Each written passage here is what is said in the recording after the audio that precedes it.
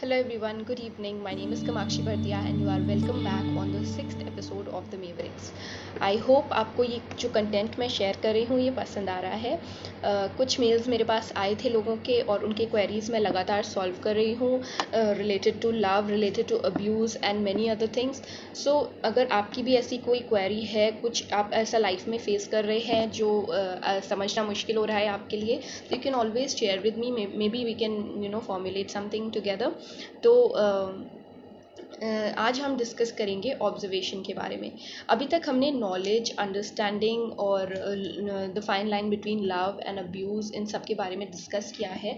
मेरे जो टॉपिक्स होते हैं डिस्कशन के वो आप लोगों के ही क्वेरीज से मोस्टली निकल के आते हैं। तो आज हम ऑब्जर्वेशन के बारे में डिस्कस करेंगे।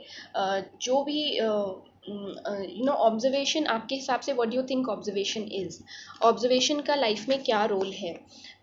ऑब्जर्वेशन इतना इम्पॉर्टेंट क्यों है? आप तो बोलेंगे क्या सिंपली ऑब्जर्वेशन ही ऑब्जर्वेशन क्या है? किसी को किसी को ध्यान से किसी चीज़ को महसूस करना या किसी पे चीज़ पे ध्यान देना, that is observation. But observation का सबसे ज़्यादा इम्पॉर्टेंट रोल है लाइफ में, एंड वो क्या है हम आज इस पे डिस्कस करेंगे।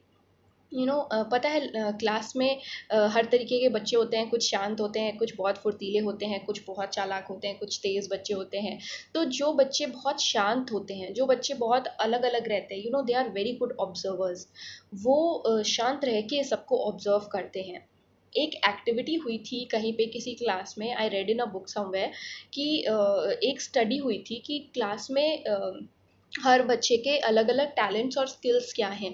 तो उसमें हर बच्चे पे स्टडी की गई थी, क्लास के हर बच्चे पे। तो एक लड़की थी जो बहुत शांत रहती थी, बहुत क्वाइट रहती थी, बहुत अकेले रहती थी। She use to be very aloof and alone sort of.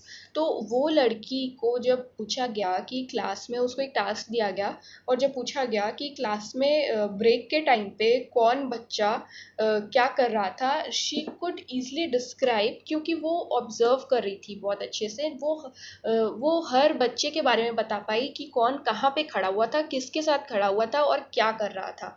So this was an activity, और इससे ये पता चला कि वो लड़की कितनी अच्छी ऑब्जर्वर थी। और ऑब्जर्वेशन स्किल्स इतने ज़्यादा इम्पॉर्टेंट है क्योंकि आगे जो लीडर्स होते हैं, कंपनी में जो लीडर्स बनते हैं और बड़ी बड़ी जगहों पे जो लीडर्स होते हैं, उनमें ये स्किल्स पाए जाते हैं, ऑब्जर्वेशन स्किल्स। और ऑब्जर्वेशन स्किल्स क्या होते हैं, आइए इसके बारे में डिस्कस करते हैं हम आज। आपको पता है आपके घर में जो प्रोडक्ट्स आप यूज़ करते हैं वो किसी ना किसी ने डिज़ाइन किए हैं। चाहे वो आपका डाइनिंग टेबल हो, चाहे सोफ़ा सेट हो, फर्नीचर्स में कुछ हो, या आपके किचन में जो यूटिलिटी के आइटम्स हैं, for example a spoon, a glass, ये सब चीज़ें ऑब्जर्व करके बनाई गई हैं। तो ये जो स्टडी है इसकी, इसे अर्गोनॉमिक्स कहते हैं। आप गूगल कर सकते हैं अर्गोनॉमिक्स के बारे में। तो जो ये स्टडी है इसमें चाहिए होता है कि हम ऑब्जर्व करें लोगों को और उनके हाथों को, उनके कैसे, उनकी बॉडी को, और कैसे वो उसको यूज़ करेंगे प्रोडक्ट को। तो ये जो स्टडी है, ये इसका जो बेस है वो है ऑब्जर्वेशन। तो दुनिया में जो भी चीज़ें बनती हैं, जो भी हम करते हैं, मैंने आपको बताया था हर चीज़ का रिलेशन लोगों से होता है, पीपल से होता है। तो whatever we are doing is for the people, by the people. ठीक है, तो ये जो चीज़ है ऑब्जर्वेशन, ये घूम फिर के सारी चीज़ें लोगों के ही इर्द गिर्द घूमती हैं।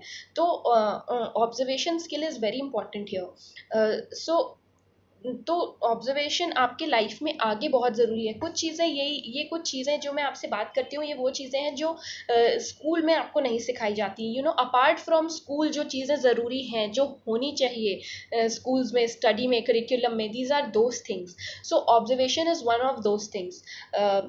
सो this is the highlights of observation. और ऑब्जर्वेशन हम कैसे अपनी स्ट्रॉन्ग कर सकते हैं?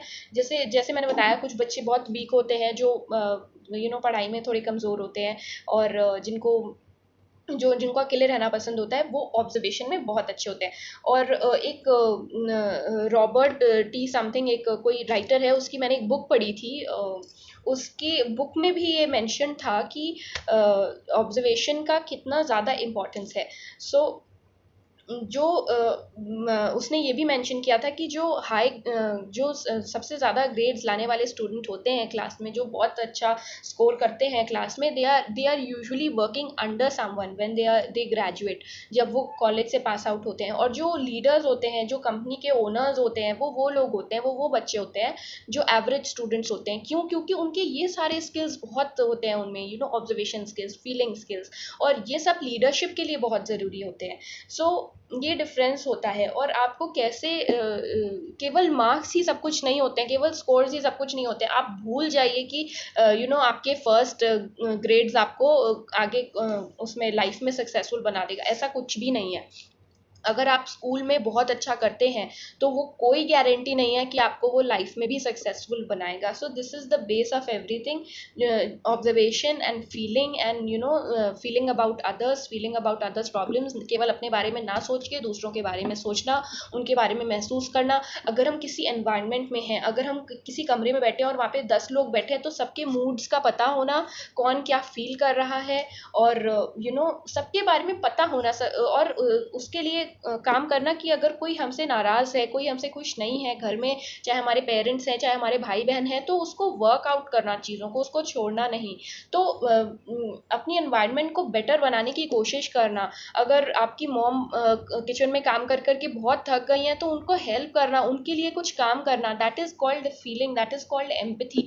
और एम्पैथी बहुत ज़्यादा ज़रूरी है। empathy is the base of being successful in life, क्योंकि सब कुछ अगर लेना देना लोगों से ही है, तो लोगों से एम्पैथी रखना तो बहुत ज़रूरी है ना। आप आगे जाके किसी चाहे कंपनी में काम करें, आपके आसपास लोग ही होंगे जिनसे आप डील करेंगे, या फिर आप आगे जाके एक बिजनेसमैन बने तो भी आपके जो प्रोडक्ट्स होंगे वो लोगों के लिए ही होंगे। सो एम्पैथी बहुत ज़्यादा ज़रूरी है, लोगों के लिए महसूस करना, उनके लिए फील करना, उन्हें ऑब्जर्व करना, फील करना अपने आसपास, अपनी एनवायरनमेंट को, पेड़ पौधों को, हर चीज़ को महसूस करना। सो this is the importance of empathy. और मैं चाहती हूँ कि आप बहुत अच्छे से एम्पैथी के बारे में अगर आप पढ़ सके ऑनलाइन, तो इसके बारे में और पढ़ें और जानें एम्पैथी क्या है। और आप अपने बारे में जब आपने लिखा, तो आपने लिखा होगा आप ज़्यादा इमोशनल है या नहीं है, इमोशंस की क्या वैल्यू है आपकी लाइफ में, आपके एम्स क्या है। लेकिन घूम फिर के बात यही आती है, अगर आप स्कूल में बहुत ज़्यादा सक्सेसफुल हैं, तो वो कोई गारंटी नहीं है कि आप आगे भी सक्सेसफुल होंगे। वो तभी होगा जब आपके मन में एम्पैथी होगी लोगों के लिए, जब आपको लोगों से बात करने में, उनको ऑब्जर्व करना आता होगा कि वो क्या चाहते हैं, सामने वाला क्या चाह रहा है, what is the other person wanting. जब बात करके आपको ये चीज़ें समझ में आती होंगी, ये एक स्किल होता है जो सबके पास नहीं होता है, कुछ लोगों के पास होता है, कुछ के पास नहीं होता है। तो अगर अभी से आपको पता चल जाएगा कि ये स्किल आपके पास नहीं है, तो आप उस पर वर्कआउट कर सकेंगे, उसको डेवलप कर सकेंगे। तो अपने बारे में लिखना is the first task always. उसके बाद ही आप ये चीज़ें अपने बारे में जान पाएंगे कि आप में एम्पैथी है कि नहीं है, ऑब्जर्वेशन स्किल्स हैं कि नहीं है। This is the base that will make you successful in life. So we will be back again with another topic, with another discussion on the mavericks. तब तक के लिए आप वीडियोस ये वाले देखें और इनसे सीखें। मैं आपको जो बताती हूँ वो चीज़ें करें, और स्प्रेड लव अराउंड यू। और बहुत कुछ आपको भी लाइफ में करना है, तो उसके लिए ओपन रहें खूब सारी नॉलेज के लिए। और नॉलेज के लिए हमेशा ever be hungry for knowledge, हमेशा नॉलेज के लिए हंग्री रहें। And thank you so much, thanks for liking, sharing and subscribing. My name is Kamakshi Bartia, and we'll be back again. Thank you.